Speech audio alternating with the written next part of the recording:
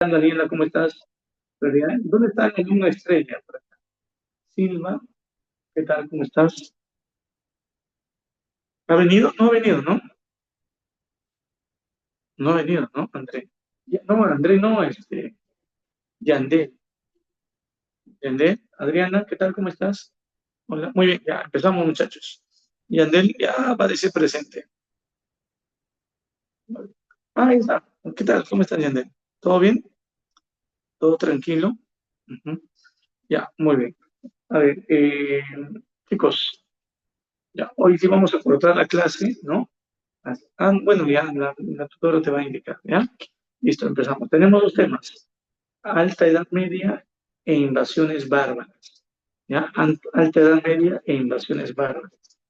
Ujú, muy bien. Bueno, empezamos entonces a desarrollar esta clase, ¿no?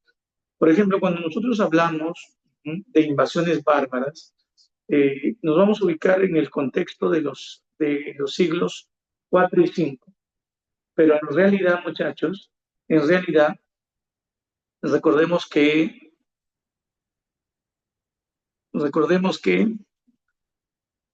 las invasiones bárbaras se producen desde el siglo III, ¿ya? Desde el siglo III, ¿ya? Ujú. Ahora, yo tengo una pregunta. ¿A quién se le llamaba bárbaros? A ver, ¿quién me dice primero eso? ¿Ya? Ujú. Salud. Muy bien. A ver, a los que no eran romanos, a un extranjero, Sasha. Entonces, a los plebeyos que eran extranjeros o descendientes de extranjeros también se les llamaba bárbaros. No. Ah, Angelique no dice tampoco forastero. No, no, no, no, nada. Ajá, muy bien, Asumi, excelente. Bárbaro es un término que se le asigna a todos aquellos pueblos que viven fuera de qué, del Imperio Romano. Ahora yo te hago una pregunta. San Marcos te puso una pregunta, en algún momento te dijo, ¿no? ¿Cómo se llamaban a los límites o a las fronteras del Imperio Romano? La respuesta es este término. Miren en la pantalla, este término, limes. ¿Sí? La palabra limes hace alusión a que al límite hoy en día. Los limes eran las fronteras del Imperio Romano. Entonces, todos los pueblos que vivían fuera de esas fronteras se les da el nombre de bárbaros. La pregunta es, la pregunta es, ¿los bárbaros tenían la misma cultura que los romanos? Obviamente que no. En primer lugar, por ejemplo, ellos hablaban un idioma distinto al idioma de los romanos. ¿Qué idioma hablaban los romanos? Me encanta cuando me ayudas. A ver, dime, vamos. Ujú, me encanta que me ayudes. Excelente, Cristian. Muy bien. En latín, excelente. Los bárbaros van a utilizar otras lenguas, obviamente. Así es, así es. Muy bien. También los bárbaros tenían una religión distinta. Claro, ellos tenían una religión distinta. Ujú. Así como también tenían distintas costumbres. ¿Ya? Entonces hay que tener en cuenta eso. Hay otro punto que también debemos tener en cuenta, muchachos. Profe, ¿de dónde surge el término bárbaro? A ver, ¿de dónde surge el término bárbaro? Los griegos fueron los primeros en utilizar esta palabra, bárbaro. Profe, ¿griegos? Sí,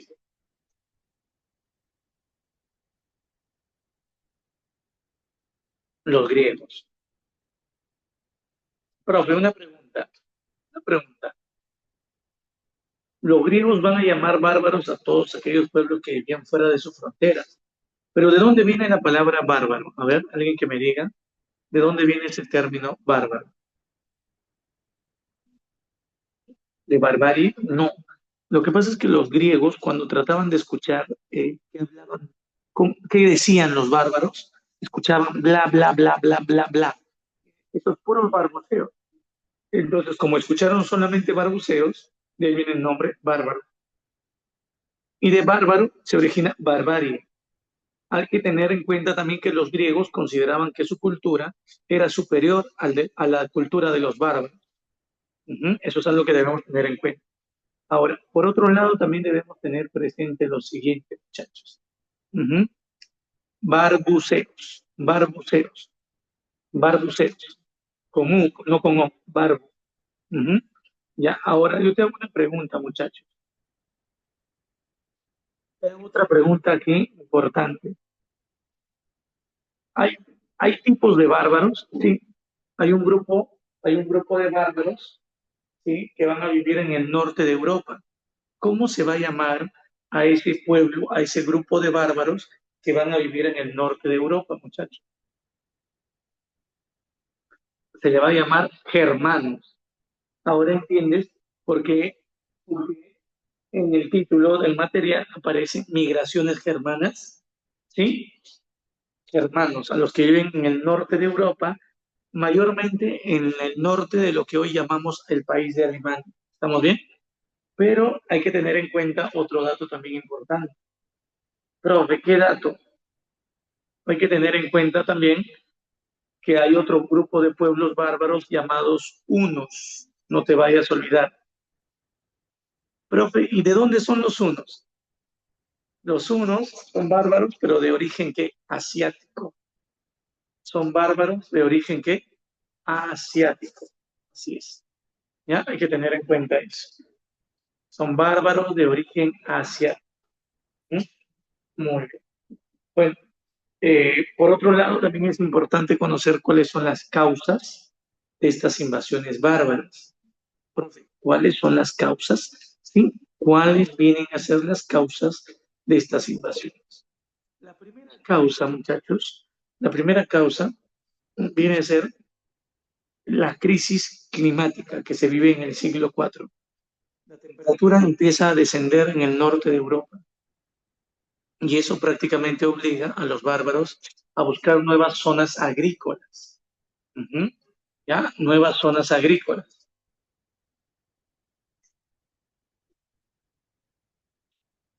A ver, aparte de los hunos, hay otros, no, pero los germanos sí se clasifican en varios pueblos, por si acaso.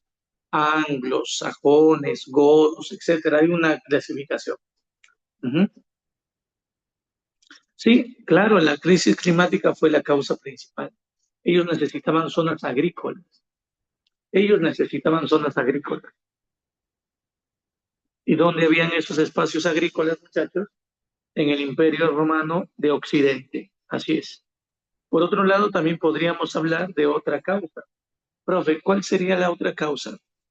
La presión, la presión militar de los hunos.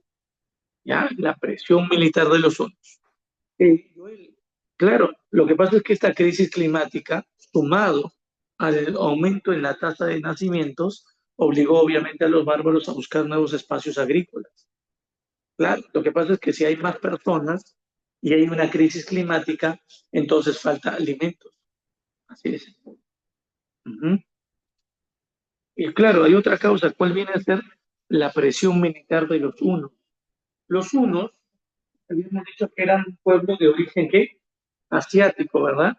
A esos también se les va a conocer con el nombre de tártaros. No te vayas a olvidar. A ellos también se les va a conocer con el nombre de tártaros. Ahora, hay un punto importante que debemos tener nosotros en cuenta. Profe, ¿qué punto importante? Debemos tener en cuenta, muchachos, debemos tener en cuenta aquí que hay una tercera causa, la crisis económica que atraviesa qué imperio. Dime, ¿qué imperio está atravesando una gran crisis económica? El Imperio Romano, muy bien. Y yo te hago una pregunta, por qué el Imperio Romano se encuentra en crisis? A ver, ¿quién me dice? ¿Por qué? Lo que pasa, muchachos, es que el Imperio Romano, desde la época del emperador Trajano, ya no se expande, ya no se expande el imperio. Y, profe, ¿y eso qué tiene que ver? Cuando el imperio se expandía, el imperio obtenía qué cosa? Mayor cantidad de tierras y una mayor cantidad de esclavos. Pero como el imperio no se expande, entonces ya no se obtienen ni tierras ni esclavos. Y eso genera un problema. ¿Por qué? Porque, chicos, los esclavos eran utilizados en qué? Dime, ¿en qué utilizaban los romanos a los esclavos? Hay una actividad económica, sobre todo, principal. ¿Cuál?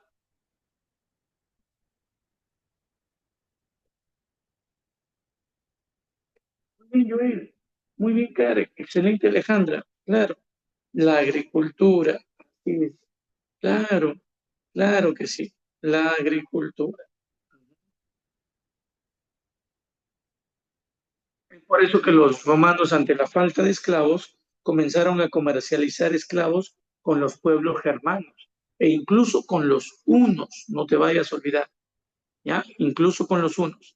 Recuerda, la base económica del Imperio Romano era la agricultura, por supuesto, y para poder cultivar trigo, que era lo que más producían los romanos, se necesitaba esclavos. Entonces, ¿qué hicieron? Ante la falta de esclavos, comenzaron a qué?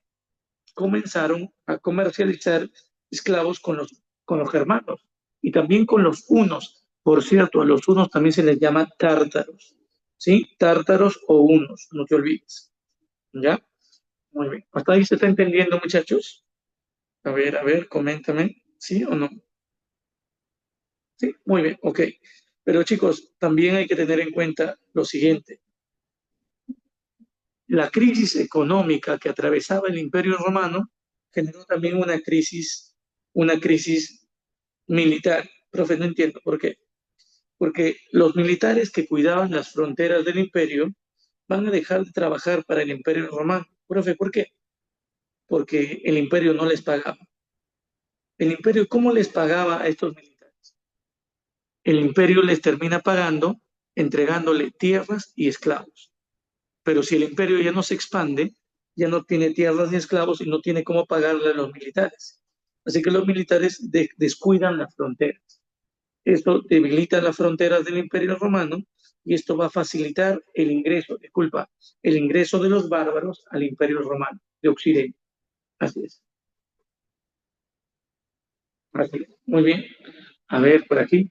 Profe, ¿a qué se debía el nombre de Tártaro? Tártaro se debe a una familia, a una gran familia de origen mongol. O sea, los tártaros, por lo tanto también los hunos, descienden de la zona de Mongolia. Y viene justamente el origen de esto. Ujú. Muy bien. Chicos, ¿cómo vamos? ¿Hasta ahí? ¿Todo bien o no? A ver, ¿qué tal? ¿Qué tal? ¿Cómo vamos? Cuéntame, cuéntame. ¿Todo bien? Ujú. Sí, ok. Ahora la pregunta es, ¿y por qué los bárbaros, o sea, los germanos, sobre todo, por qué los germanos decidieron invadir el Imperio Romano de Occidente? ¿Por qué decidieron invadir el Imperio Romano de Occidente? A ver, coméntame, ¿por qué? ¿Por qué no invadieron el Imperio Romano de Oriente? ¿Por qué llegaron primero a Occidente? ¿Por qué no les interesó Oriente? ¿Sabes por qué? Porque ¿dónde habían tierras fértiles? Tierras fértiles existían ¿dónde? En Occidente. En Oriente no habían tierras fértiles. Profe, ¿por qué? Porque el territorio era montañoso, la geografía era muy accidentada, no había muchos espacios agrícolas en el Imperio de Oriente, pero en Occidente sí habían zonas agrícolas. Es más, déjame decirte un punto muy importante, chicos.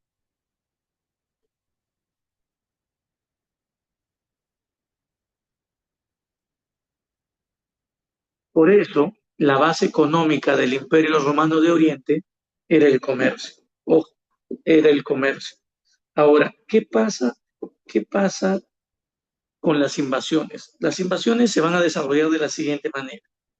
Los primeros en ingresar al Imperio Romano, ¿ya? Van a ser, van a ser los hunos, ¿sí? Los mismos que le comercializaban o que le vendían esclavos a los romanos de Occidente. Ellos van a ingresar primero, van a invadir el Imperio Romano de Oriente, pero no lo van a destruir. Lo que van a hacer, lo que van a hacer los hunos va a ser cobrarles cupos. Sí, esto que está de moda el cobro de cupos, ¿verdad? Pues Atila y los hunos también van a hacer lo mismo. Atila, el rey de los hunos, va a presionar al Imperio Romano de Oriente para que el Imperio Romano de Oriente pague ciertas cuotas a cambio de evitar que los bárbaros los terminen dominando. Ojo, ojo, hay que tener en cuenta eso, ¿ya? Hay que tener en cuenta ese dato. ¿Qué tal, muchachos? Mientras todo esto está pasando, unos años después, en el 378 después de Cristo, los visigodos, muchachos, quienes inicialmente se aliaron a Roma, profe, no entiendo, ¿cómo los visigodos se aliaron a los romanos inicialmente? Lo que pasa, muchachos, es que como los romanos necesitaban esclavos, necesitaban mano de obra en la agricultura y también necesitaban militares que cuiden sus fronteras, entonces los visigodos se ofrecieron a trabajar al servicio del Imperio Romano. Sí, se ofrecieron a trabajar al servicio del Imperio Romano, como militares cuidando las fronteras del imperio, pero también como trabajadores agrícolas. Así es.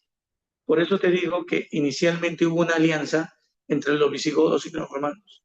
Claro, a cambio de un lugar para poder vivir dentro del Imperio Romano de Occidente, los visigodos trabajaban para el imperio, pero gratis.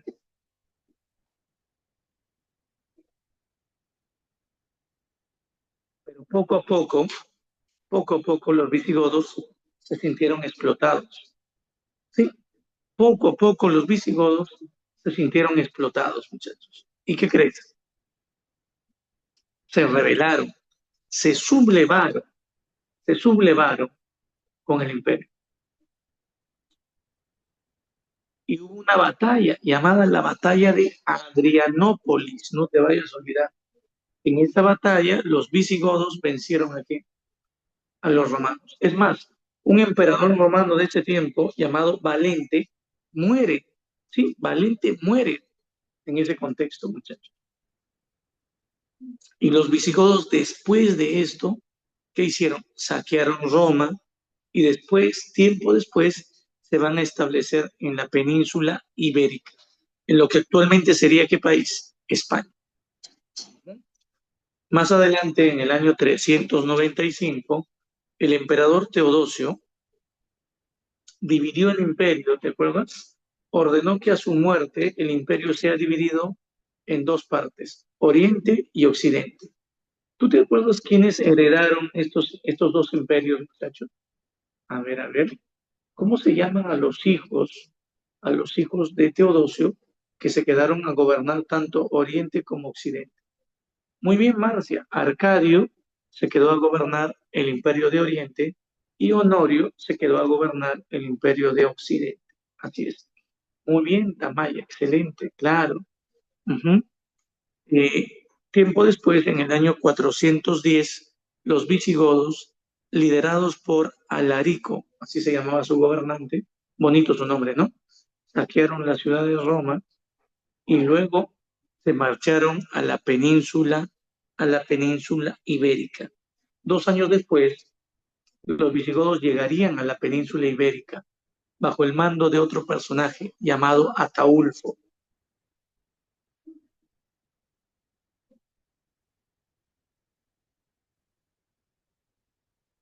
Pero me pregunta, o sea, Ataulfo fue el rey de los visigodos que estableció a los visigodos en la península ibérica. Sí, así es.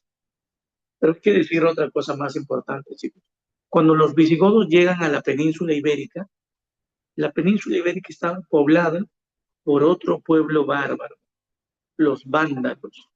Así que para que los visigodos se puedan quedar en la península ibérica, tuvieron que vencer previamente aquí a los vándalos y a expulsarlos de ese lugar. Años después, en el año 451, Atila, el rey de los hunos, junto a todos los jinetes hunos, llegaron a invadir los territorios del Imperio Romano de Occidente. Obviamente los romanos no se van a dejar invadir. ¿Y los romanos qué hicieron? Enfrentaron a los hunos. Para eso, los romanos formaron alianzas con los germanos, entre ellos Dentro de los germanos hay varios pueblos bárbaros germanos que van a ayudar a los romanos. Los visigodos, los francos, los burgundios, ¿no? La pregunta es, muchachos, ¿por qué estos pueblos germanos decidieron apoyar a los romanos? A ver, comenta. ¿Por qué? ¿Por qué los visigodos deciden apoyar a los romanos en contra de los hunos? ¿Quién me responde? A ver.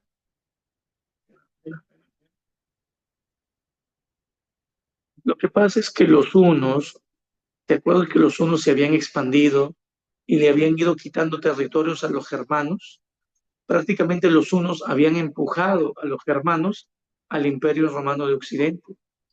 Los territorios que antes tenían los germanos ahora les pertenecían a los hunos. Los hunos les habían quitado territorios.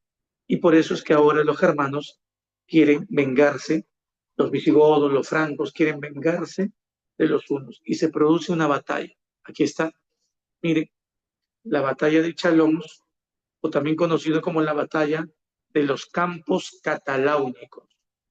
Y en esa batalla, las tropas romanas y germanas estuvieron lideradas por un general romano llamado Flavio Aesio. Profe, ¿quién ganó? La coalición romana-germana derrotaron aquí a Atila y a los otros. Así es. Claro, Marcia, aquí se aplica esta antigua norma, ¿no? El enemigo de mi enemigo es mi amigo. Así es. Pero lo sorprendente detrás de todo esto, muchachos, es que a pesar que Atila y los hunos habían sido derrotados, Atila quería seguir enfrentando, sí, quería seguir enfrentando a los romanos y a sus aliados.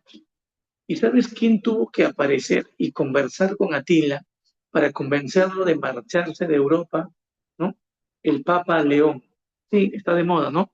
Pero no León XIV, el Papa León I. Así es.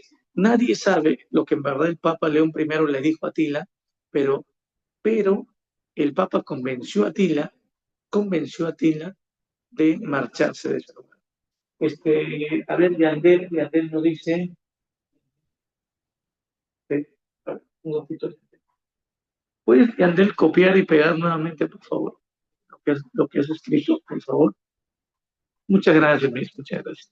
Dice, profe, a los visigodos entraron pacíficamente porque Roma no tenía esclavos y entre visigodos y romanos habían desigualdades, se revelaron, algo así. Lo que pasa es que como no habían esclavos que eran necesarios para la agricultura, los visigodos se ofrecieron a trabajar en la agricultura, pero también a trabajar como militares para el imperio. Así es. Obviamente, sin pago alguno, porque el pago para los visigodos era permitirles que vivan dentro de los territorios del Imperio Romano. Pero obviamente, si tú trabajas para alguien y no te pagan, esto es esclavitud. Y por eso, explotados, se sintieron muy explotados los visigodos y se rebelaron contra los romanos. Que también ven, a ver, ahora cómo vamos. ¿Se entendió? A ver. ¿Cuándo pasó lo de las invasiones violentas? Ah, después de eso. Si tú te das cuenta, a ver, si tú te das cuenta, aquí mira, ya en el año 410 están empezando las invasiones violentas. Cuando los visigodos, después de ser explotados, enfrentaron a los romanos en Adrianópolis y después de esto, los visigodos empiezan a saquear Roma y al mismo tiempo, mientras está pasando esto, se están dando el ataque de otros pueblos germanos de forma violenta. Así es, Yandel. Así es. No es que, no sé si me das cuenta, se dan a la par. Los visigodos van comenzando a saquear Roma y a la vez se van dando otras invasiones violentas de otros pueblos germanos. Así es. Ujú. Muy bien, listo. Excelente, muy bien. Vamos a seguir avanzando. Entonces Atila no llegó a tomar Roma porque fue convencido por el Papa León I de no hacerlo. Y más bien Atila y los jinetes unos se marcharon de Europa. En el año 455, los vándalos, otro pueblo germano, al mando de su líder Genserico, decidieron saquear, incendiar Roma, mataron, violaron un montón de personas los vándalos. Ahora entiendes por qué, ¿no? A todas las acciones que cometían los vándalos se les da el nombre de vandalidades. Así es, sí, se les llama vandalidades a esas acciones de los vándalos. Y ahora entiendes por qué hoy vándalo significa, ¿no? Este, vándalo es sinónimo de qué, de malhechor, de delincuente, ¿no? De personas malas, ¿no? Inicialmente vándalo era un pueblo, pero por las acciones que este pueblo cometió, el significado de la palabra vándalo cambió. ¿Mm? ¿Sí? Bueno, por otro lado también, en el año 476, tiempo después, los érulos, otro pueblo germano, bárbaro germano, llegó a tomar el control de Roma, venciendo al último emperador romano de Occidente. Su nombre era Rómulo Augusto. Él fue destronado por el líder de los érulos, Odoacro. Y ese hecho, chicos, ese hecho que ocurrió en el año 476 después de Cristo, pregunta, ¿marcó el fin de qué edad? Vamos, dime, ¿qué edad llegó a su fin con esto? Cuando cae Roma y el último emperador de Occidente es destronado, un adolescente, Rómulo Augusto. Claro, Marcia, claro, Karen. Muy bien, Charik, excelente, Silvia. La edad antigua llega a su fin, así es. Y empieza la edad media, así es. ¿Sí? Muy bien. Entonces nosotros equivocadamente creemos que las invasiones bárbaras marcaron el inicio de la Edad Media. No, en realidad la caída del Imperio Romano de Occidente marcaría el fin de la edad Media. Bueno, ahora nos vamos a este otro año, mira, el año 493. Profe, ¿qué pasó en el año 493? Los ostrogodos, otro pueblo de origen germano, al mando de su líder Teodorico, tomaron el control de Roma, de Italia, tras vencer y expulsar a quién, a los héroes. Al final, ¿quiénes se van a quedar en Italia? Los ostrogonos. Así es. Muy bien. Vamos a ver esto en un mapa. ¿Ya? Veamos este mapa, por favor. Ya, vamos a acercar un poquito el mapa y quiero que te des cuenta.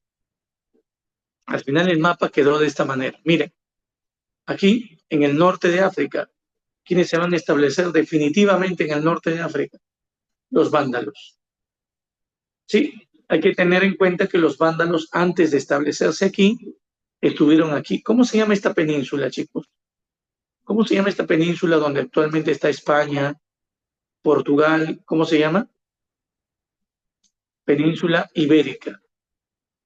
Los vándalos, antes de establecerse aquí en el África, en lo que actualmente es Túnez, donde antiguamente estuvo Cartago, se ubicaron aquí, en España, en la península ibérica. Pero ¿quiénes los votaron de España? Los visigodos, que se quedaron definitivamente a formar un reino aquí, el reino de los visigodos. Por otro lado, también los suevos van a crear un reino en el norte de Portugal. Otro pueblo, por ejemplo, los vascones, los cántabros y vascones, se van a ubicar en el norte de España. Los francos se van a ubicar en la zona de las Galias. Las Galias, muchachos. Lo que actualmente es, ¿qué país? Fácil, mira, si son francos, ¿cómo se llama el país actual? Claro, Francia, muy bien, Karen, muy bien, Pilar. ¿Y sabes? Antiguamente se llamaban Galias porque habían gallos. Por eso es que el gallo es un animal símbolo de Francia hasta el día de hoy. ¿No has visto en la selección francesa, por ejemplo, en su camiseta bordado el gallo como símbolo nacional de Francia? Así es.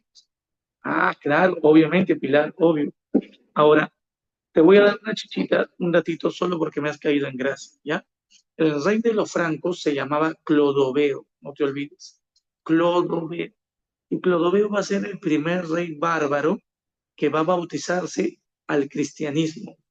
Eso marcó el inicio de la formación de un poderoso reino, el reino de los francos, que la semana pasada, bueno, la semana siguiente, seguiremos hablando de los francos, tranquilos. Por otro lado, ¿quiénes se establecieron en Italia? Mira, los ostrogodos. Y al norte de Italia, ¿quiénes? Los lombardos. Otro pueblo importante, mejor dicho, otros pueblos importantes fueron los anglosajones. Estos fueron siete pueblos que se ubicaron en esta isla llamada Britania, hoy Gran Bretaña o Inglaterra. Ahora yo te hago una pregunta, chicos. Si fueron siete pueblos los anglosajones, ¿qué cosa formaron en Britania? ¿Una monarquía, una diarquía, una tetrarquía o una heptarquía? Hepta. Muy bien, Marcia. Muy bien, Azumi. Muy bien, Pilar. Una heptarquía. Muy bien. Y bueno, hemos llegado a la parte final, ¿sí? De las invasiones bárbaras. Muy bien, María. Muy bien, Tamaya. Vamos a hablar ahora de las consecuencias. Por ejemplo, una de las consecuencias de las invasiones bárbaras fue el surgimiento de reinos germánicos. Profe, reinos germánicos, sí. ¿A qué se van a llamar reinos germánicos? Los reinos germánicos, muchachos, los reinos germánicos van a ser los reinos que aparecen en el mapa. Son los germanos creando los reinos en las zonas del antiguo imperio romano de Occidente. Muy bien. Ahora, no quiero que te desmayes, pero dime, mira, si los bárbaros habían invadido el imperio romano de Occidente, pregunta, ¿qué viene a hacer esto? ¿Qué viene a hacer esto que está de color rosado aquí? Vamos, o naranjado. ¿Qué viene a ser? Claro, es el Imperio Romano de Oriente, pero miras qué nombre va a tener en la Edad Media ese imperio. Bizantino. Sí, se le va a llamar Imperio Bizantino. O sea, profe, ¿el Imperio Romano de Oriente es el mismo Imperio Bizantino? Sí. Después de tu almuerzo hablaremos de ese imperio. Pero mientras tanto, dime, desaparece el Imperio Romano de Occidente, se forman reinos germánicos, muy bien, y se terminan dando dos procesos. Ruralización, ¿qué significa? Como las ciudades de Europa Occidental eran ahora zonas inseguras, ¿qué es lo que van a hacer los pueblos? ¿Qué es lo que van a hacer? ¿Qué van a hacer las personas? ¿Qué van a hacer? Van a abandonar las ciudades, porque las ciudades se van a convertir en zonas que seguras o inseguras, muchachos. Obviamente, zonas que inseguras. ¿Y la gente a dónde va a ir a vivir? La gente se va a ir a vivir al campo. A eso se llama como ruralización. ¿Ya? Cuidado. Claro que sí, Pilar. Una consecuencia también sería la caída del Imperio Romano de Occidente. Claro que sí. Así. Solo de Occidente, ¿eh? No el de Oriente. Cuidado. El de Oriente va a existir 1000 años más, 10 siglos más. ¿Sí? Y otro proceso que San Marcos ha preguntado en el examen de admisión, y otro proceso que San Marcos ha tomado en el examen de admisión en el año 2023 es esto, llamada germanización. ¿Qué se entiende como germanización? Cuando los romanos asimilan la cultura de los germanos, de los bárbaros, a eso se llama germanización. ¿Me puedes decir qué cosa es lo opuesto? Profe, lo opuesto sería la romanización. O sea, cuando los germanos asimilan qué cultura, la cultura de los romanos. Por ejemplo, ¿te acuerdas tú que te hablé de Clodoveo, el rey de los francos? ¿Te acuerdas que él se bautizó al cristianismo? Ese es un ejemplo de que, ese es un ejemplo de romanización, ¿ya? Por si acaso. Y bueno, otro punto que también es importante o otra consecuencia vendría a ser la decadencia del comercio marítimo. Sí, el comercio marítimo, muchachos, va a decaer. ¿Por qué? ¿Por qué va a decaer? Porque los bárbaros simplemente no tenían experiencia en la navegación. Por eso el comercio marítimo se va a estancar. Por otro lado, también se va a difundir el catolicismo a los pueblos germanos. ¿Sí? Varios pueblos germanos van a adoptar el catolicismo. Ahora, por otro lado, también tengo que decirte otro punto importante. Van a surgir las lenguas romances. Te explico. Cuando los bárbaros llevan su idioma a Europa occidental, el latín vulgar de los romanos, al mezclarse con la lengua de los germanos, van a originar lenguas llamadas lenguas romances. Ejemplo, ¿qué lenguas romances? Yo sé que en literatura te han mencionado esto. Por ejemplo, el catalán, el francés, lo que vino en tu examen, ¿no? El español, por ejemplo, también el dálmata, ¿qué más? El gallego, el rumano, el italiano, por ejemplo, el portugués, pregunta, ¿el inglés también? A ver, pregunta, ¿el inglés también? ¿Qué opinas? ¿Sí o no? La respuesta es no, el inglés no te olvides. Por otro lado, otra consecuencia, ¿cuál sería? Otra consecuencia sería el derecho consuetudinario. Profe, ¿qué significa esa palabra tan extraña llamada consuetudinario? La palabra consuetudinario, chicos, significa un derecho basado en la costumbre. ¿Un derecho basado en qué, profe? En la costumbre. Consuetudinario significa eso, basado en la costumbre o en la tradición. Por ejemplo, los germanos para poder conocer si una persona era culpable o inocente de un delito, aplicaban algo que se llamaban las ordalías o los juicios de Dios. Miren aquí, los juicios de Dios o las ordalías. Profe, una pregunta, ¿y cómo era esto de las ordalías o de los juicios de Dios? Eran pruebas que se hacían a las personas. A veces se usaban pruebas con agua o con fuego, muchachos. ¿Sí? A veces se usaban pruebas con agua o con fuego. ¿Qué te gusta a ti más? ¿El agua o el fuego? Habla. A ver, ¿qué te gusta a ti más? ¿Agua o fuego? Agua, muy bien. Vamos a llenar, por ejemplo, un barril, tipo el Chavo del Ocho, su barril, lleno de agua, ¿ya? Y vamos a introducir tu cabeza dentro de ese barril durante 5 minutos. 5 minutos. Si tú soportas la respiración esos 5 minutos, ¿sí? Si tú aguantas esa respiración esos 5 minutos, entonces, muchachos, eres inocente, no eres culpable. Profe, si muero, significa que Dios te ha encontrado culpable y por lo tanto Dios te ha castigado. Profe, ¿qué vivo? Mejor prefiero el fuego. Bueno, el fuego, bueno, vas a caminar entonces, ¿no? Vas a caminar 3 cuadras desde tu casa hasta otro punto descalzo, pero sobre cenizas y piedras calientes. Profe, profe, entonces, profe, mejor me declaro culpable. No, bueno, no, no. Bueno, profe, no hay forma de mezclar el agua y el fuego. Claro que sí. Vamos a llenar una olla de agua hirviendo y vamos a introducir en el fondo 3 monedas. Y tú vas a sacar una por una esas monedas. Sí, una por una con tus manos. Profe, profe. Muy bien, Marcia, muy bien. Muy bien. Claro, bueno, si tanto gustas, Marcia, procede. Muy bien. Seguimos avanzando. Mira, vamos a otro punto, también es importante. Ellos hablan, los bárbaros van a llevar el derecho de la herencia basado en la sangre. ¿Qué significa? Cuando muere un padre, ¿quién asume el gobierno? ¿Quién asume el liderazgo también del grupo, de las tribus, de los bárbaros? Que si se muere el líder de una tribu, de un clan de los bárbaros, quien va a asumir el gobierno va a ser su hijo. ¿Y quién va a asumir también el control de todos sus bienes? Su hijo. Así es. Sus hijos, ¿no? En general todos. Luego esto va a cambiar por algo que se llama primogenitura. ¿Qué significa? Que el hijo mayor hereda todos los bienes de quién? Del padre. Y bueno, vamos ahora, muchachos, a hablar de otro punto que es muy importante.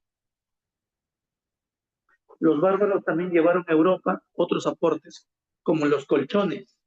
Sí, los romanos no usaban colchón, ellos descansaban sobre el pellejo, ¿no? De la oveja. Por ejemplo, también los bárbaros llevan jabones. Así es. También, Marcia, el respeto a la mujer también.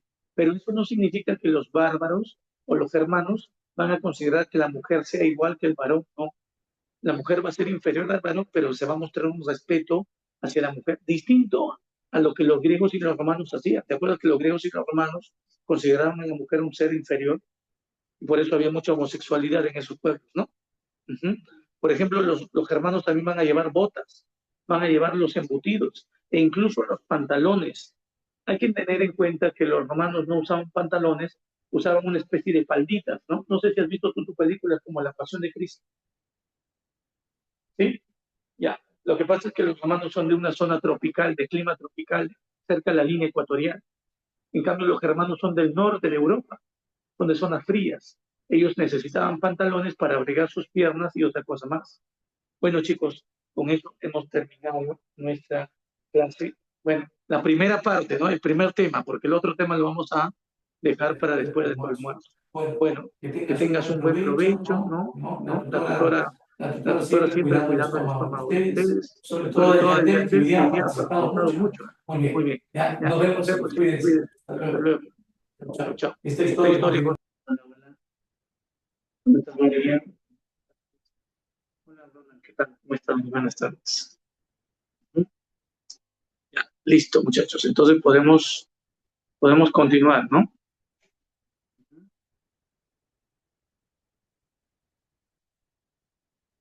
Ya volvieron, ya volvieron. Hola, ¿cómo está Paola? Hola, Tamaya. Muy bien, excelente. Ya. Chicos, consulta. Han estado avanzando, ¿no? En la práctica. Mm, ya, ok, muy bien, entiendo, no avanzaron. Ya, no se preocupen, muy bien. Vamos a seguir, vamos a seguir.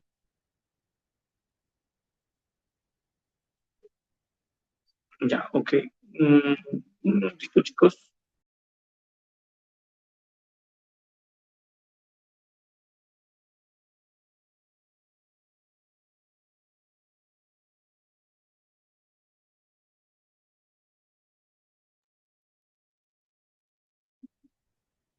Gracias.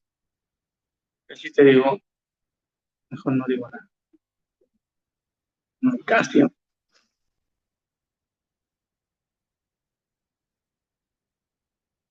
Ya, listo, muy bien. Seguimos, muchachos. ¿Qué tal, Yasmin? ¿Cómo estás? Hola, Hanna, ¿qué tal? Buenas tardes. Hola, Silvia. Ujú. Hola, Paula, ¿cómo estás? Qué tal, muchachos? ¿Cómo estamos? ¿Cómo estamos? ¿Todo bien? Sí, muy bien. Traten de, por favor, revisar el boletín, ¿sí? Ujú. Traten, por favor, de revisar ese boletín, ¿ya? Muy bien. Listo. Hola, ¿cómo estás, Alicia? ¿Todo bien? Sí. Muy bien, muchachos. Está. Ahora, vamos a pasar a otro punto, ¿me parece? Vamos a pasar ahora a ver el Imperio Bizantino. Ujú. Bizantino, chicos. Sí, ¿se acuerdan que habíamos hablado de las invasiones bárbaras, verdad? Ahora vamos a hablar del Imperio Bizantino. Así es, el Imperio Bizantino. Ahora, vamos a aclarar, no te olvides que el Imperio Bizantino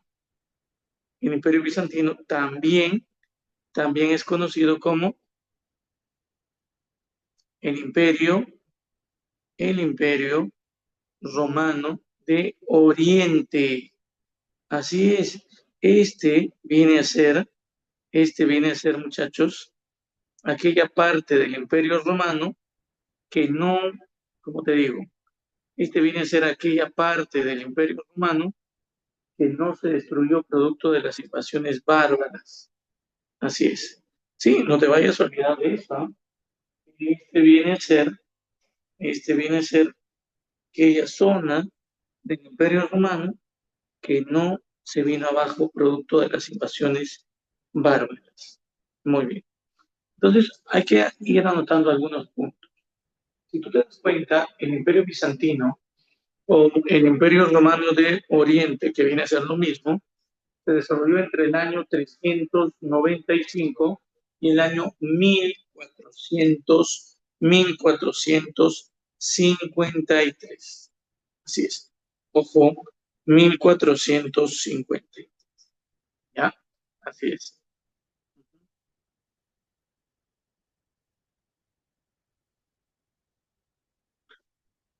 Ahora dime, ¿cuántos años aproximadamente se llega a desarrollar esto?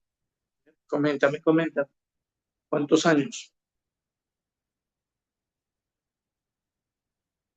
Saca tu cuenta. Ahora no sabes restar, no me hagas eso. ¿Eh? Vamos, vamos. Ujú. Me encanta, ¿eh? Me encanta eso. Muy bien de ti. Excelente. Gracias, ¿ah? Gracias, muchachos. Chicos, ¿me están escuchando? A ver, ¿sí? ¿Me escuchan? Siento que no me escuchan. Ah, ya, muy bien. Excelente, claro, ya, bueno, muy bien, excelente. 1000 años, ¿no? O más de 1000 años aproximadamente. Así es. Ahora, vamos a otro punto que también es importante tenerlo en cuenta. Ujú. Es importante, muchachos, es importante, por ejemplo, para nosotros,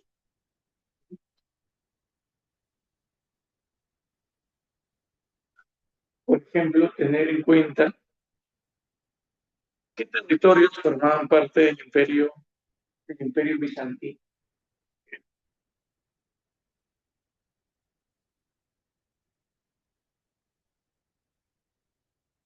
qué continentes abarcó el imperio bizantino. A ver, qué territorios abarcó el imperio bizantino en su máxima expansión. ¿Qué pasó? ¿Qué pasó? ¿Qué pasó? ¿No me escuchan? Yandel, a ver, Yandel, Yandel, ¿no me escuchas? Sí, ok. Ya pues Yandel, vamos, vamos a ver por acá. Muy bien. Ajá. Ok, ok, muy bien. Ya, listo. Me avisan cualquier cosa, chicos, para ver si podemos hacer aquí algún cambio de micrófono. Muy bien. Listo. A ver, muy bien. El Imperio Bizantino abarcó principalmente Europa Oriental. ¿Ya? Europa Oriental, recuerden, principalmente la península de los Balcanes, donde antiguamente habían vivido los griegos. Pero también, recuerda, también el Imperio Bizantino abarcó la zona de Asia, Asia Menor. Ujú. Lo que viene a ser básicamente el país de Turquía en la actualidad. Ujú. Ok, qué bueno, qué bueno, qué bueno que hayas terminado con tu ex. Digo, supongo almorzar, ¿no? Almorzar. Ahora, yo te hago una pregunta. Eh, Cuando hablamos de Turquía, eso de repente te hace recordar, ¿no? Eso de repente te hace recordar ujú, eh, a las novelas turcas que veías antes. ¿Te acuerdas? Tus novelas turcas. ¿Dónde se ambientaban? ¿En qué ciudad se ambientaban la mayor parte de estas novelas turcas? ¿Te acuerdas? A ver, a ver, a ver, a ver. Ujú. A ver. Ok, mal, te encantan las novelas turcas. Tu comentario, ¿no? Muy bien, Joaquín, claro, claro. La mayor parte de las novelas turcas se ambientaban en Estambul. Muy bien. Déjame decirte algo. Estambul, sí, Estambul, muchachos, Estambul, actualmente se llama así, pero antiguamente se llamaba Constantinopla. Y adivina qué, Constantinopla era la capital del imperio bizantino. Este imperio también abarcó otra zona, la zona de África nororiental. África nororiental, sobre todo el territorio de Egipto, no te vayas a olvidar. Es más, miren por aquí, quiero que veas este mapa. En este mapa podemos ver los territorios del Imperio Bizantino. Ahí está, Asia Menor, mira, Turquía hoy en día, ¿no? La península de los Balcanes, ¿sí? La península de los Balcanes y la zona de Egipto también. Claro, el Imperio Bizantino logrará una máxima expansión más adelante. Más adelante veremos cómo este imperio logra expandirse. ¿Está bien? Hasta adelante vamos a ver. Muy bien, ahora nos vamos a la economía. Si te preguntan cuál fue la principal actividad económica dentro del Imperio Bizantino, tu respuesta tiene que ser el comercio. Así es. Sí, el Imperio Bizantino desarrolló un comercio con la zona de Oriente. ¿Profe, un comercio con qué? Con Oriente, o sea, con Asia. Profe, ¿con qué territorios de Asia desarrollaron el comercio? Muy bien, Yandel. ¿Con qué territorios? Con China. ¿Y saben qué producto obtenían de China? Esto, la seda. Vamos, coméntame. ¿Qué cosa es la seda, muchachos? Vamos, yo sé que tú sabes. ¿Qué cosa es la seda? Me encanta, ¿no? Muy bien, la seda es una tela muy fina. ¿Y de dónde se obtenía esa tela? ¿Te acuerdas? todo, ¿de dónde se obtenía? Ujú. ¿De dónde se obtenía esto? De una tela, muy bien, de la oruga, del gusano de seda, así es, claro, del gusano blanco de seda. Y de la India, muchachos, obtenían especias. ¿Me puedes decir qué son las especias? A ver, a ver, a ver. Coméntame. ¿Qué vienen a ser las especias?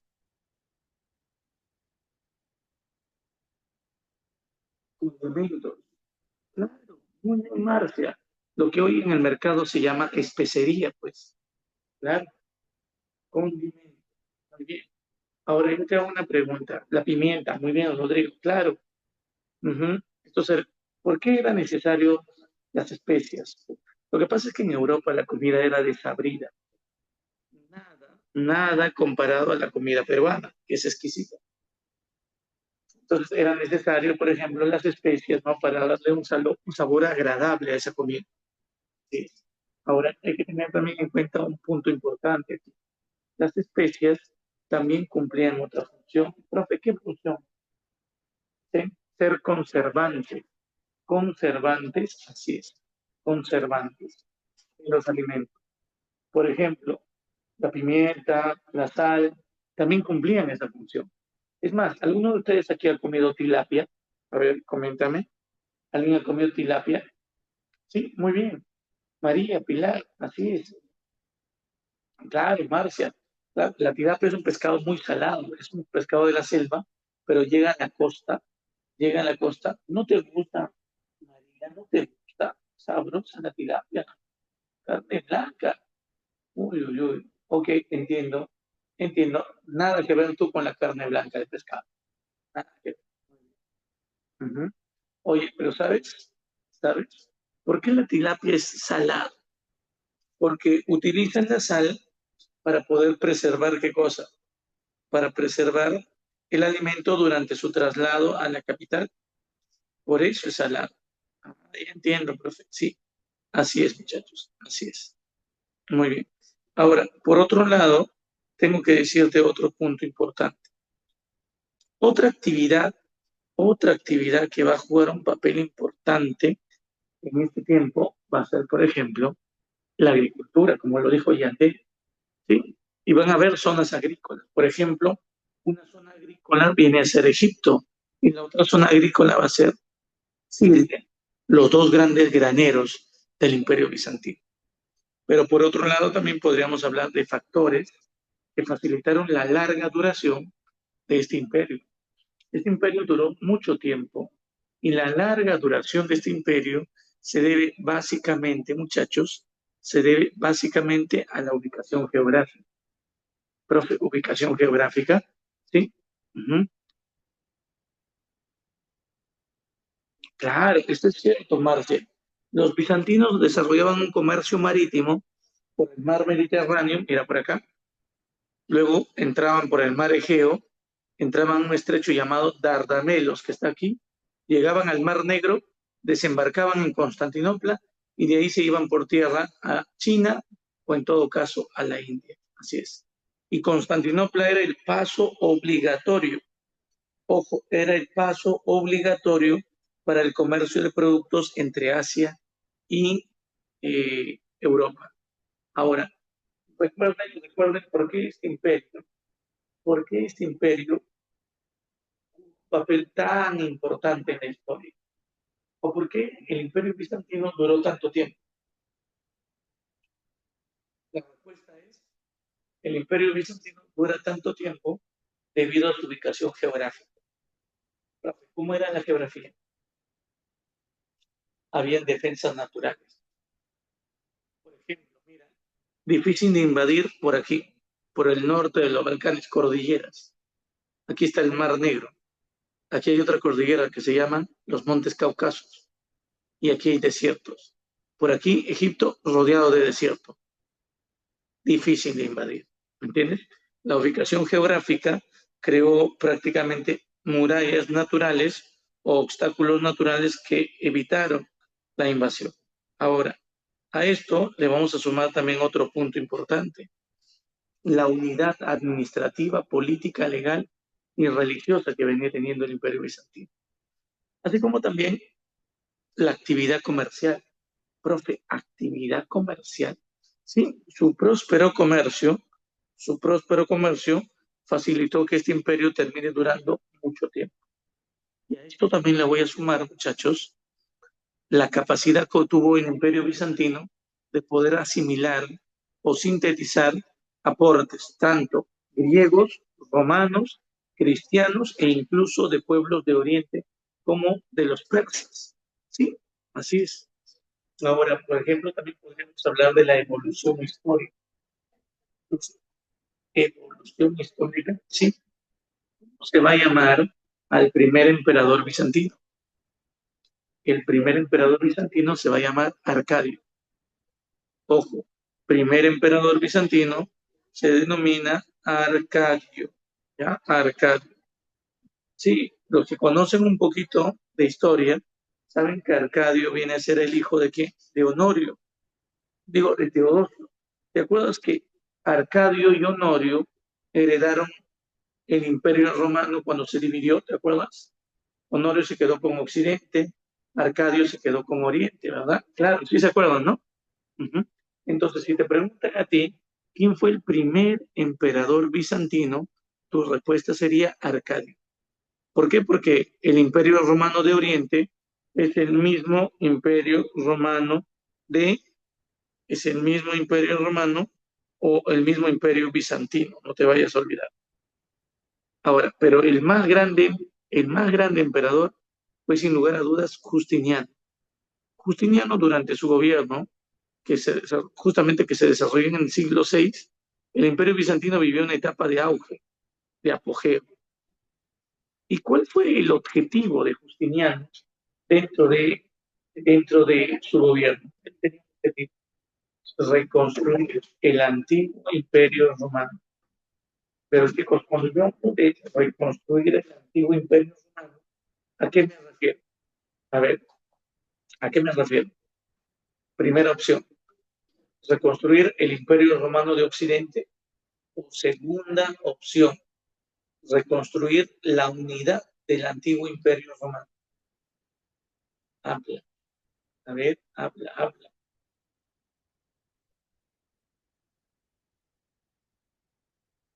Si él gobierna Oriente, lo que él quiere es que se vuelva a conquistar Occidente y que el imperio se reconstruya como era antes de su división. ¿Entiendes? Lo que quiere es reconstruir la unidad del antiguo imperio romano. Eso es lo que busca. Así es. Muy bien, Karen. Excelente. Excelente. Profe, pero eso significa que el Justiniano va a tener que conquistar a otros pueblos que viven ahora en lo que fue el territorio del Imperio Romano de Occidente. Claro que sí. Esos pueblos bárbaros serán conquistados por Justiniano, muchos de esos pueblos. Gracias al apoyo de sus generales, Belisario y Narcés, ellos expulsaron a los reinos bárbaros de las costas del mar Mediterráneo. Por ejemplo, a los érulos los expulsaron ¿de dónde? De Italia. A los vándalos los van a expulsar ¿de dónde? Del norte de África. Y a los visigodos los van a expulsar de la zona sur de España. Así es. Ujú. Claro. Y gracias a todas estas conquistas, se logró la máxima expansión del imperio bizantino. No te olvides, se lograría la máxima expansión del imperio bizantino. Uh-huh. Mire, por aquí tenemos a Justiniano y su corte. Esta es una imagen que se encuentra grabada, es un mosaico. Un mosaico, muchachos, es un tipo de arte bizantino. Esto se encuentra dentro de una iglesia que creó Justiniano, la iglesia o la basílica de Santa Sofía. Esa basílica está ubicada en la ciudad de Constantinopla. Y, profe, pero ¿cómo se hace un mosaico? Un mosaico, muy bien, Yandel. Un mosaico es un dibujo, bueno, vamos a imaginar que estos sean dibujos en la pared, pero para poder colorearlo, lo que utilizan es retazos de mayólica. que son colocados, ¿no?, dentro de la imagen, como una especie de pintura. Esto viene a ser un mosaico. Los mosaicos bizantinos destacan por representar figuras, por ejemplo, del emperador Justiniano, figuras religiosas, e incluso también aparece la figura de su esposa, Teodora. Esta Teodora y su corte. ¿Mm? Teodora, sí, muchachos. Teodora es la esposa, es la esposa de Justiniano. Justiniano se enamora porque Justiniano visitaba burdeles. Y hay un bordel muy importante que viene a ser justamente, gracias Marcia por el detalle, muy bien, ahí cercano. Ahí en la imagen que ha subido Marcia, por ejemplo, ven el mosaico, se ven como los retazos de mayólica van siendo colocados con detalle para formar todo este trabajo. Así es. Sí, Rodrigo se enamoró de una cariñosa. Como tú comprenderás, Rodrigo, ¿no? Enamorarse de una persona como ella puede ser peligroso. Así es, así es. Ujú. Eh, ¿Qué crees? Cuando Justiniano le propone casarse a Teodora, Teodora rechaza eso. ¿Por qué? Porque Teodora le pregunta cuánto ganas, ¿no? Y como Justiniano todavía no era emperador en ese tiempo, sino Justiniano era general del ejército, de los ejércitos imperiales, y que su tío Justino era el emperador. Y Teodora le dice, Justiniano, yo no puedo casar con una persona que gane menos que lo que yo gano. Yo gano más, así que no me puedo casar contigo. Para yo dejar este trabajo y formar una familia, mi esposo tiene que ganar más de lo que yo gano. Bueno, y así fue como Justiniano fue choteado. Tiempo después, su tío Justino muere y obviamente, ok, ok, entiendo. Eh, Muy bien, parece reflexión de Facebook. Bueno, muy bien. Tiempo después, Justiniano, muchachos, asumió el cargo de emperador a la muerte de su tío Justino. Y Teodora lo buscó y le dijo, ¿aún quieres casarte conmigo? Y se casaron, imagínate. ¿Sí? No, sí, no digas esa palabra porque alguien se puede molestar. Alguien se puede molestar. No, no digas eso. Muy bien. Sí, ya, calma, calma. Así es. Muy bien. No digas, muy bien. Muy bien. Seguimos avanzando. Ujú. Y bueno, ajá, no te olvides de eso. Muy bien. Ahí está. Comentario sabio. Del amor no se vive. Por eso ella está muriendo día a día. Muy bien. Ya, seguimos avanzando. Seguimos avanzando, muchachos. Todo es broma, chicos, todo es broma. No se lo tomen a pecho, muy bien, ya, muy bien, todo es broma. Muy bien. Ya, si la vieran ahora, si la vieran, no pueden ni hablar, imagínate. Muy bien. Todas las semanas pasa lo mismo. Ya, bueno, llora y llora. Pero bueno, déjame decirte lo siguiente. Así fue como Teodora cambia su vida de, de meretriz a emperatriz, imagínate. Y eso no termina ahí, porque en la actualidad Teodora es una santa dentro de la iglesia ortodoxa, imagínate, así es. Ujú, sí, sí, sí. Es una santa dentro de la iglesia ortodoxa, así es, muchachos, ¿ya? Así es. Muy bien, oye, pero vamos. Por otro lado, te muestro, por ejemplo, que Justiniano también trabajó mucho en la construcción de un código. Hay un documento legal que se llama Corpus Juris Civic, que significa en español Cuerpo del Derecho Civil. Esta obra es la mayor obra jurídica, la mayor obra de derecho que crearon los bizantinos. Justiniano encargó a Triboniano, uno de sus legisladores y abogados de ese tiempo, crear esta obra. La obra está compuesta por 4 partes. Por un lado están las institutas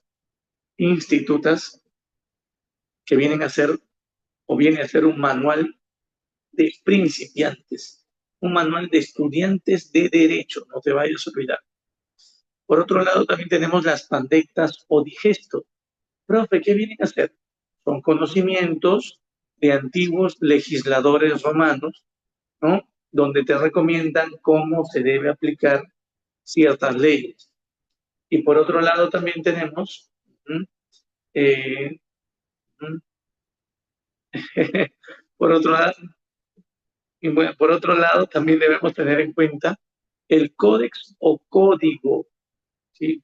Yanine, deja de hablar de álgebra, por favor. Deja de hablar. Muy bien. Seguimos. Tenemos códex o código, ¿verdad? ¿Qué viene a ser el códex o el código? ¿No? Es una recopilación de las leyes romanas, no te olvides. ¿Sí?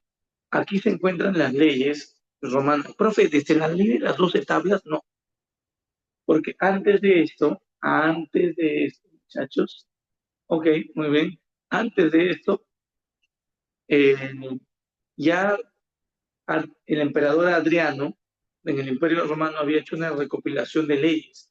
Solamente faltaba, muchachos, recopilar las leyes desde Adriano en adelante. Y bueno, aparte del códex tenemos también las novelas. Las novelas, no te olvides que las novelas son las nuevas leyes que creó Justiniano durante su gobierno. Pero la obra arquitectónica más importante es sin lugar a dudas la Basílica de Santa Sofía. Ujú.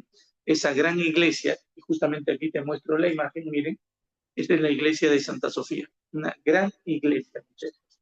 Y recuerda, las ventanas tienen grabada la imagen de santos, de vírgenes, de cruces, eso se llaman brisales, es otra forma de decorar, pero ventanas en el vidrio. Pero no te vayas a olvidar que hay mosaicos, ¿sí? Hay mosaicos. Y no solamente aparecen mosaicos como, por ejemplo, esta imagen donde se ve, miren, aquí se ve la figura de la Virgen María y el Niño Jesús, sino también, muchachos, aparecen mosaicos con forma de flores o en todo caso con figuras geométricas.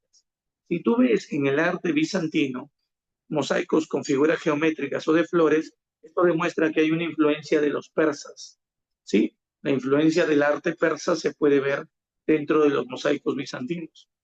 Por otro lado, también recuerda que a la muerte de Justiniano, los ataques del imperio al imperio bizantino de parte de los persas sasánidas y de los árabes musulmanes van a incrementarse. Y poco a poco los árabes van a ir quitándole Siria, Egipto y Palestina al imperio bizantino. Así es.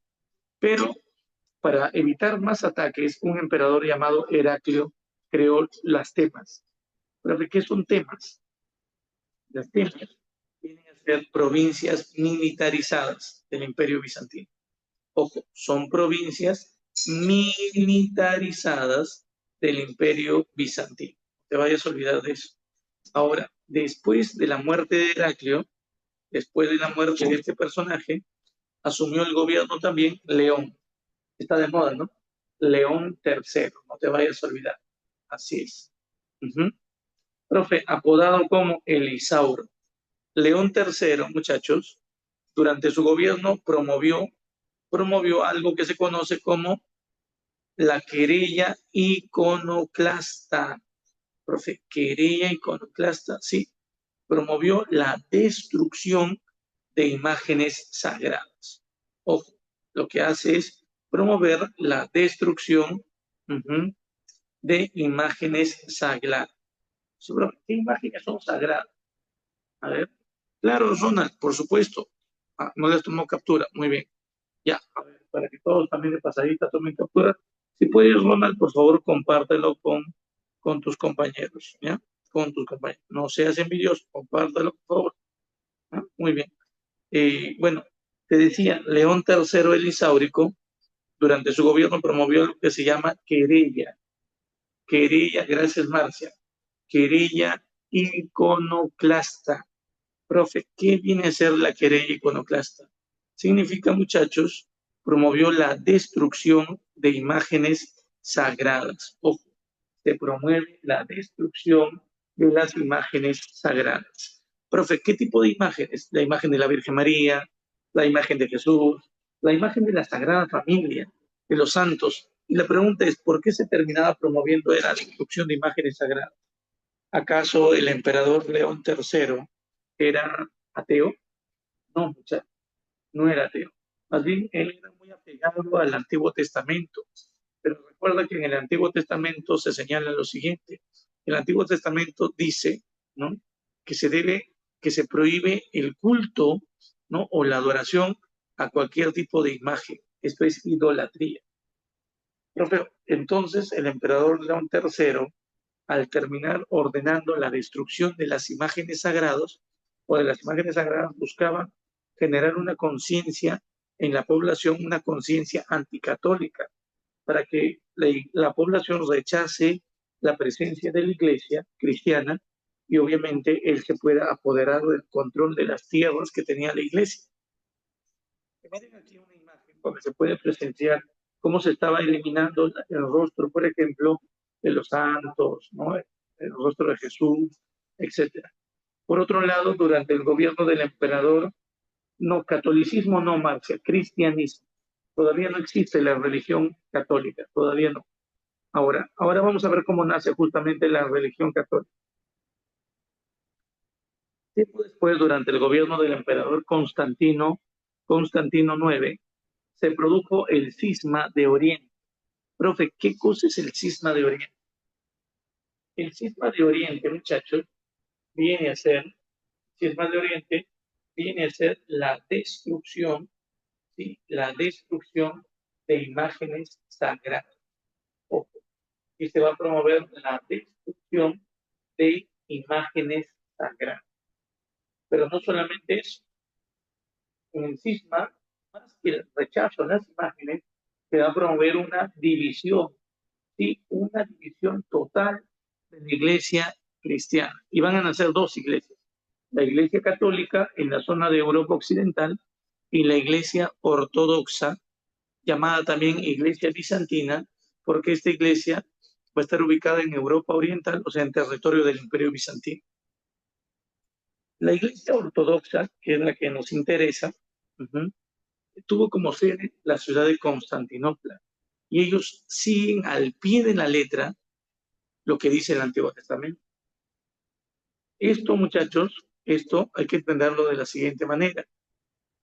Va a llegar un momento en la historia del Imperio Bizantino, tiempo después, que los católicos van a agregar un término al credo, ¿sí? Al credo le van a agregar el término y del hijo.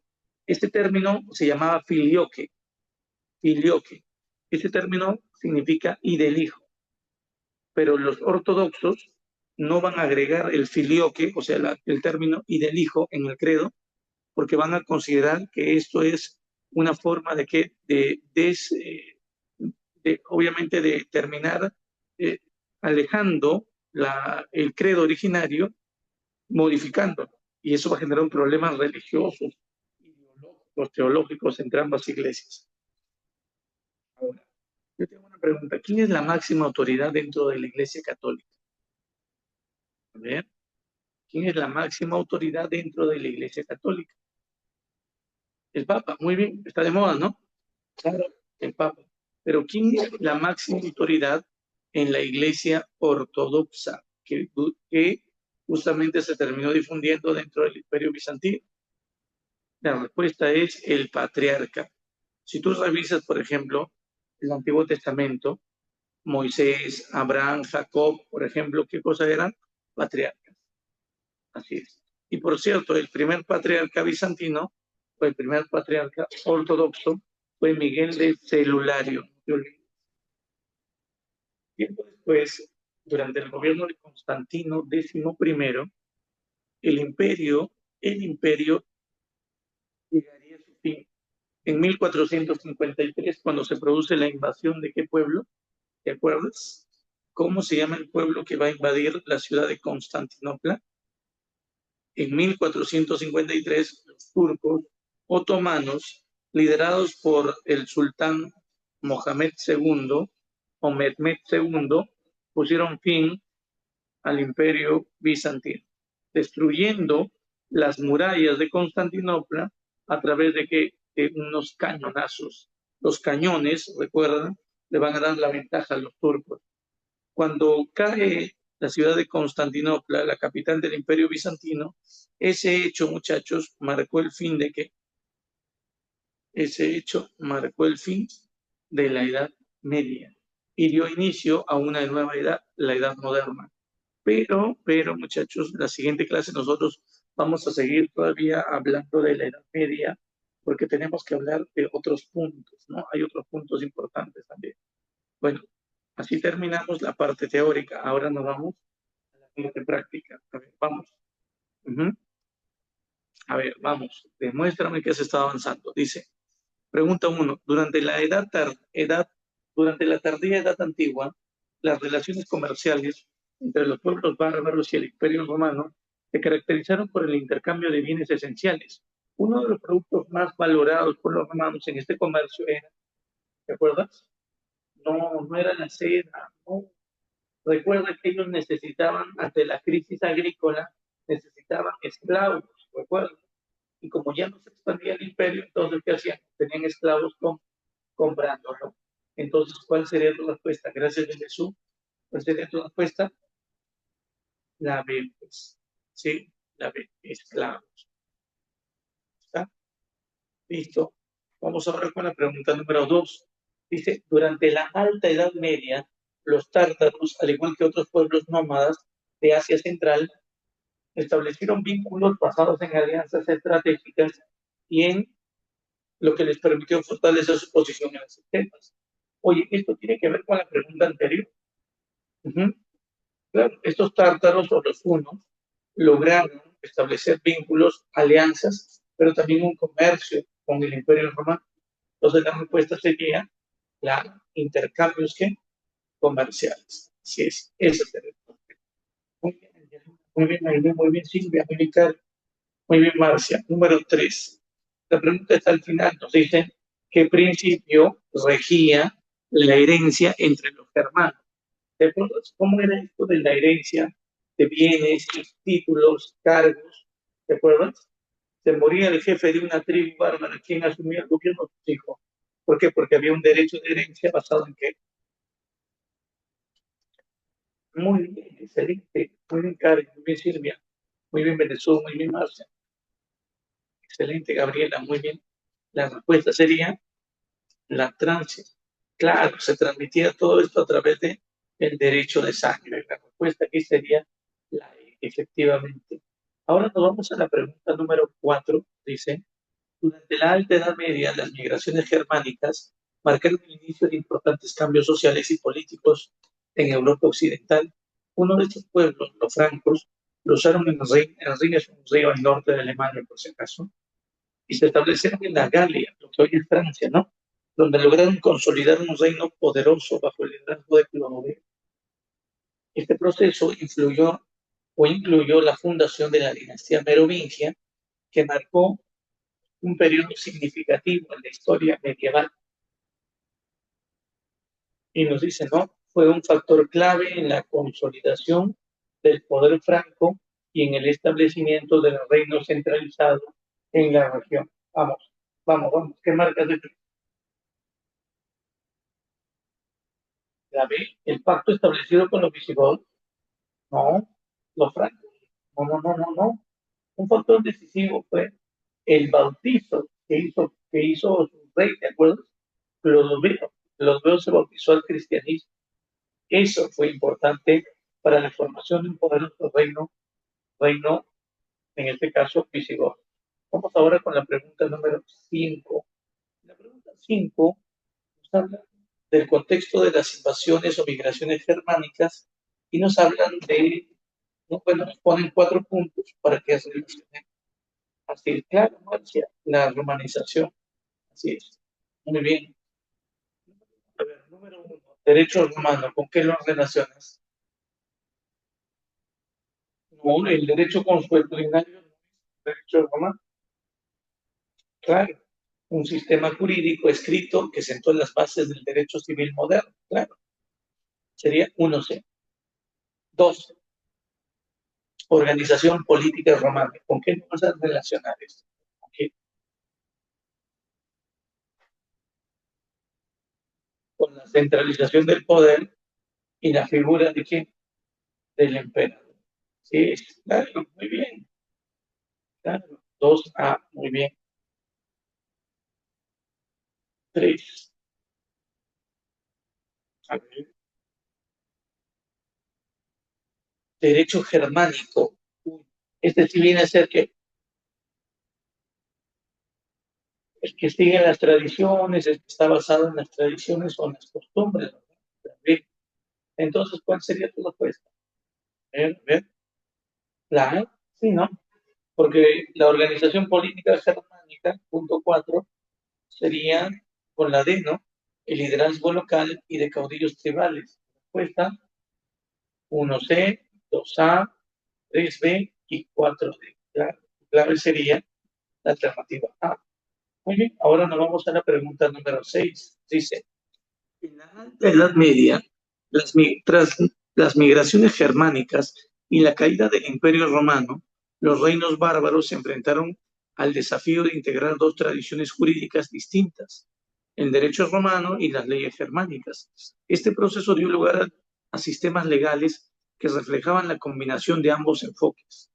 En este sentido, uno de los principales resultados de la fusión entre el derecho romano y las leyes germánicas fue la creación de un sistema o de sistemas legales híbridos que se caracterizaban por uy. Si tiene que ver con un sistema híbrido, con una mezcla, ¿cuál sería tu respuesta?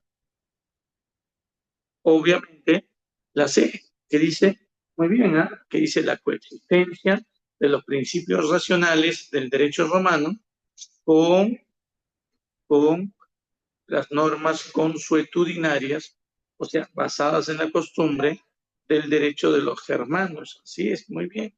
Vamos ahora con la pregunta número 7. Mira lo que nos dice en la 7. En las tribus germanas de la Alta Edad Media, la organización política estaba profundamente influenciada por el linaje, o sea, la herencia, ¿no? Uh-huh. Y nos dice, ¿no? Que definía la autoridad y el poder dentro de la comunidad.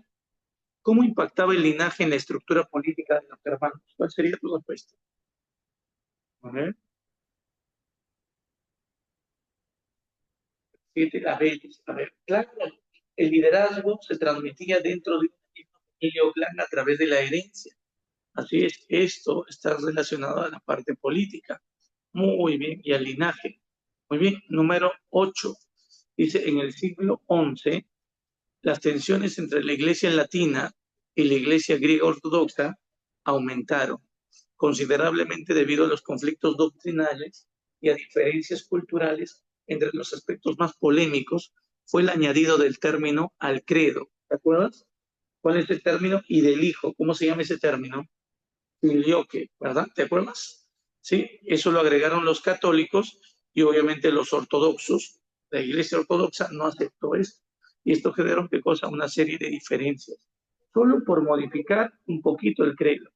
Originalmente el credo decía, no decía y del hijo, pero los católicos le agregaron eso. Eso va a generar más disputas teológicas entre ambos grupos. Respuesta, la C. Número 9. Durante el reinado de Justiniano, el imperio bizantino vivió una etapa de esplendor político, jurídico y cultural.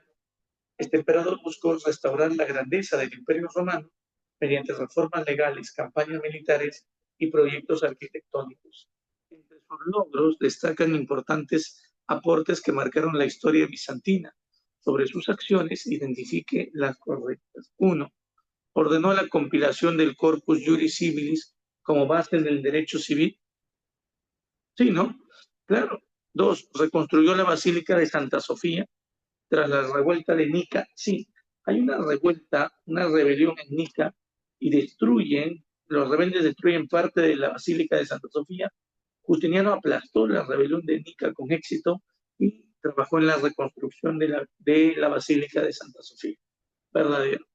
3. Consolidó el monacato como institución central del cristianismo. Falso. Y 4. Estableció la división de la iglesia en oriental, o sea, la ortodoxa, y occidental, la católica. No, eso va a pasar tiempo después.